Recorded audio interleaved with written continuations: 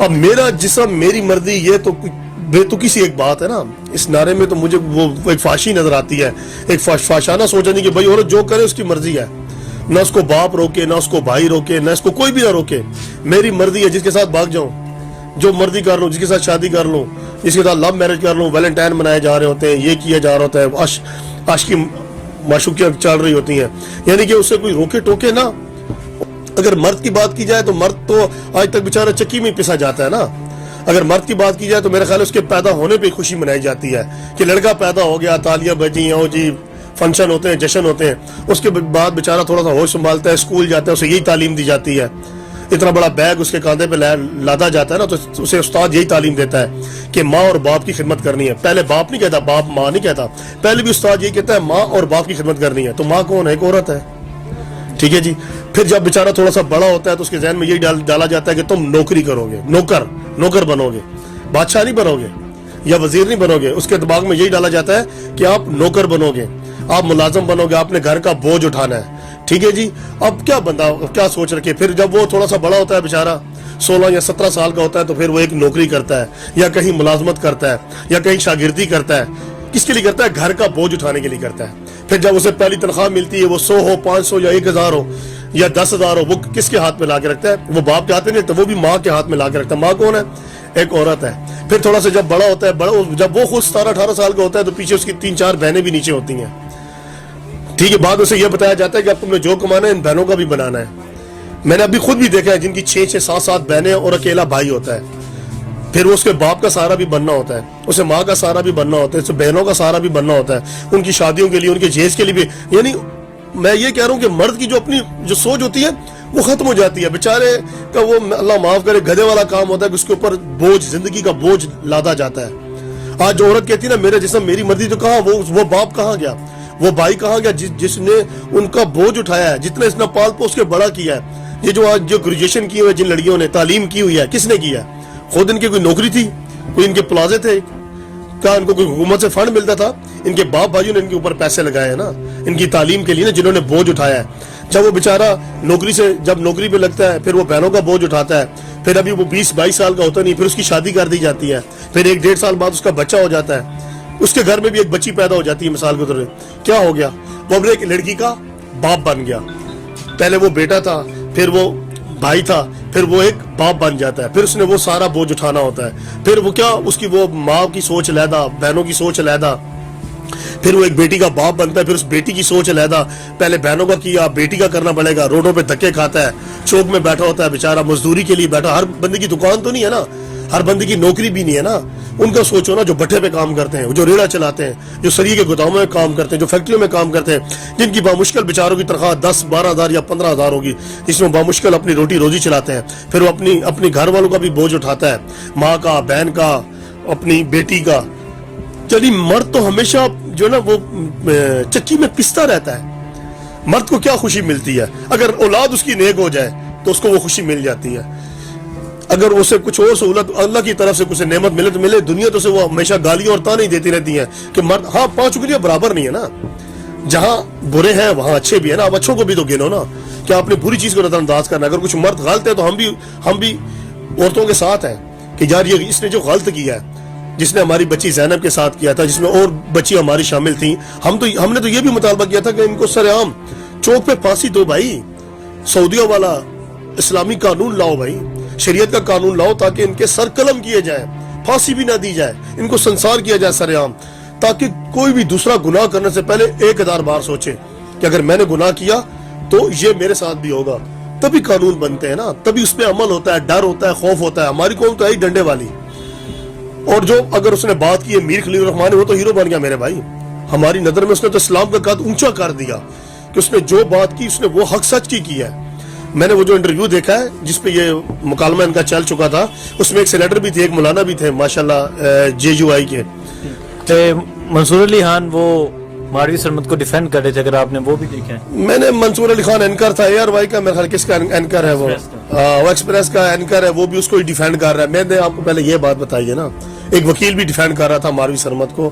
ہر بندے کی اپنی ایک سوچ ہوتی ہے نا، ہر بندے کا اپنا ایک ذہن ہوتا ہے. اب اس کو ڈیفینڈ کرنے والے تو مجھے تو نہیں لگتا کہ وہ مسلمان ہوں گے. یا زیادہ پڑھ لیا ہوگا, 2-4 دورے امریکہ کے یا یورپ کے یا انگلینڈ کے لگا کے آگے ہوں گے, وہاں سمندر کے کنارے گئے ہوں گے, وہاں جو بیچ میں بیٹھی ہوتی ہیں لیٹی ہوتی ہیں, نہ ان کو بھائی کی شرم ہے نہ باپ کی شرم ہے, وہ ٹھیک ہے اپنی جگہ پہ نا. وہ یورپ کی جو سوچ ہے نا, میرا جسم میری مرضی, وہ ٹھیک ہے. ان کا تو ایمان ہی نہیں ہے نا ہمارے رسول صلی اللہ علیہ وسلم پہ, ان کو قرآن پاک پہ ایمان نہیں ہے, اللہ پہ ایمان نہیں. وہ ان کی سوچ ٹھیک ہے, بالکل ہے. جو اسلام سے باہر ہے ان کی سوچ تو 100% یہ رائٹ ہے, میرا جسم میری مرضی. پر جو اسلام کے اندر ہے, جو ہمارا دین ہمیں سکھاتا ہے, جو ہمیں اللہ اور اس کا رسول صلی اللہ علیہ وسلم, جو ہمیں قرآن پاک جو ہمیں تعلیم دیتا ہے نا, تو وہ اس میں میرے بھائی میرا جسم تو کیا, میرا کچھ بھی نہیں ہے. میرا سب کچھ میری اللہ کی امانت ہے. میرا کاروبار ہے, میری اولاد ہے, میرا جسم ہے, میری روح ہے, جو بھی ہے. میری یہ بتایا کہ خالی جسم کو کیا کرنا ہے جب ہم دفناتے ہیں. ٹھیک ہے, میرا جسم ہے تو اس کو آپ اپنے کمرے میں رکھ لینا یا ڈی فریزر میں رکھ لیں, اسے فریز کر دینا, اسے دفنائیں مت. پھر اللہ کے اس حکم پہ آپ کیوں تعمیل کر رہے ہو کہ اسے اپنے دفنانا ہے. جب ہم اسے قبر میں دفنا دیں گے, ٹھیک ہے, تو میرے خیال ہے مہینہ ہوگا, 1.5 مہینہ ہوگا, اس کا جسم بھی گل جائے گا, سال ہوگا, 2 سال ہوگا, اس کی ہڈیاں بھی گل جائیں گی. پھر کہاں گیا میرا جسم؟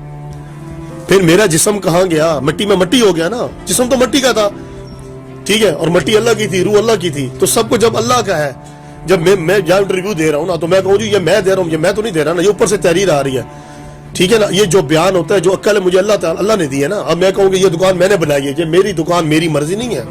مجھے خود نہیں پتا میں آج رات وفات پا جاؤں, میں کل مر جاؤں, دکان یہی رہ جائے گی. یا کتنے عامر آئیں گے پراچا اور کتنے عامر پراچا چلے جائیں گے, یہ دکان چلتی رہے گی, یہ دنیا چلتی رہے گی, وقت کی سوئی چلتی رہے گی. کہیں آئیں گے اور کہیں جائیں گے, ٹھیک ہے. کیسے کیسے نمرود, کیسے کیسے فرعون اپنے زمانے کے, نعوذ باللہ, جو اپنے آپ کو خدا مانتے تھے, جن کے بعد دنیا کے خزانے تھے, آج کہاں گئے؟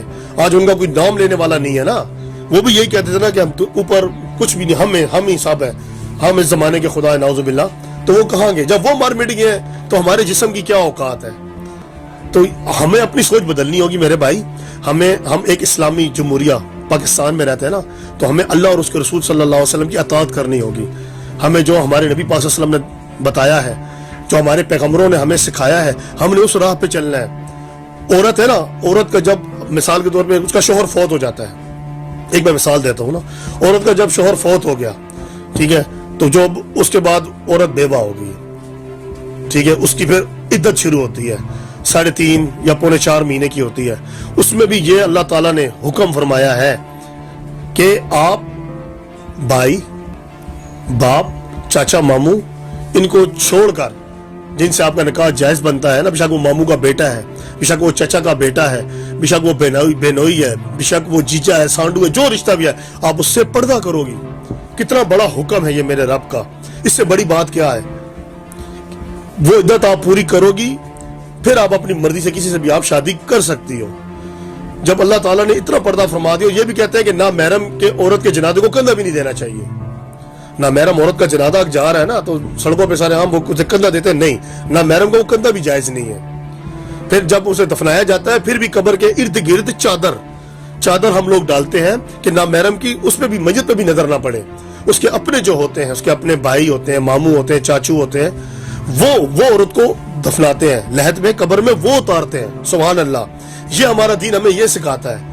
آیا یہ نہیں سکھاتا کہ آپ پینٹیں پہن کے, ٹروزر پہن کے, شرٹیں پہن کے, وہ پوسٹر اٹھائے ہوئے ہیں, میری بہن جو پہنے میری مرضی ہے, آپ مت دیکھو, میرا جسم میری مرضی. وہ بڑے بڑے نعرے تھے بھائی, مجھے واٹس ایپ پہ آتے رہے, تو قسم سے یہ دل دکھتا ہے ہمارا دل روتا ہے کہ ہم یار کس ملک میں پیدا ہو گئے میرے بھائی. یہاں کوئی پوچھنے والا نہیں ہے.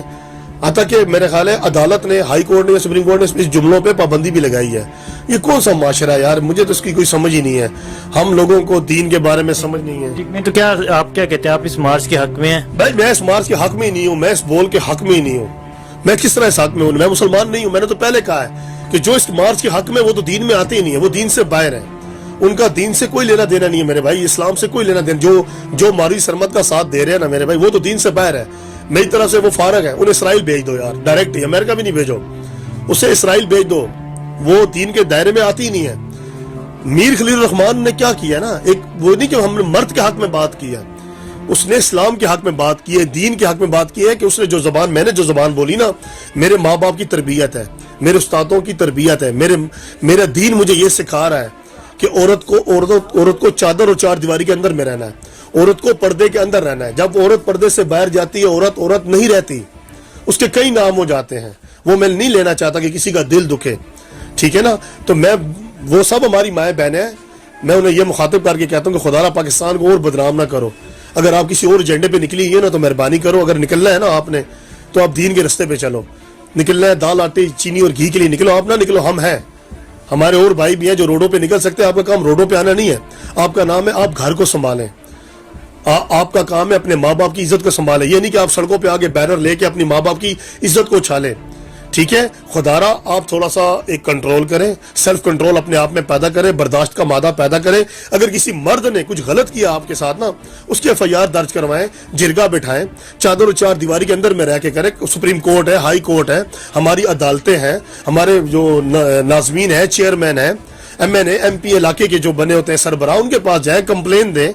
اب یہ گومل یونیورسٹی ہے, اس میں وہ ایک پروفیسر پکڑا گیا ہے, اقرار الحسن نے پکڑا, ARY نے, میں نے وہ اس دن پروگرام دیکھا, بہت اچھا پروگرام کیا. اس نے کہا آپ استعفیٰ دو گے یا ہم آپ کا کچھ کریں. اس نے استعفیٰ لکھ کے خود ہی دے دیا. اس نے ایک ویڈیو کا کلپ دکھایا کہ آپ یہ طالبات کے ساتھ یہ کرتے ہیں. دیکھیں کسی طالبات نے اپنی آواز اٹھائی ہے نا, آئے وہ بھی سڑکوں پہ آگے ایسے شروع ہو جاتی کہ یہ سر نے ہمارے ساتھ یہ کیا, فائدہ. اب وہ پردے میں بھی رہے گی اور پروفیسر کو سزا بھی مل گئی ہے. تو کہنے کا مقصد یہ ہے کہ اگر کسی کے ساتھ کچھ غلط ہوتا ہے نا تو آپ اپنے بھائیوں کو بتائیں, اپنے والد کو بتائیں, چاچا ماموں کو بتائیں. کوئی کمیٹیاں بنی ہوتی ہیں, قانون کے پاس جائیں, آپ آیا نا کہ سڑکوں پہ آئیں اور آپ دین کو بھی بیچ میں لے آئیں. کیونکہ ایک مچھلی سارے تالاب کو گندا کرتی ہے نا. آپ اس میں اچھے مرد بھی ہیں, ہمارے چاچا ماموں وہ بھی ہیں, آپ سب کو بیچ میں لے کے آ گئی, دین کو بھی بیچ میں لے کے آ گئی ہیں. میں پھر کہہ رہا ہوں, ہمارا جسم ہماری مرضی نہیں ہے, ہم اس چیز کی نفی کرتے ہیں. ہمارا جو کچھ ہے ہمارے اللہ کا ہے.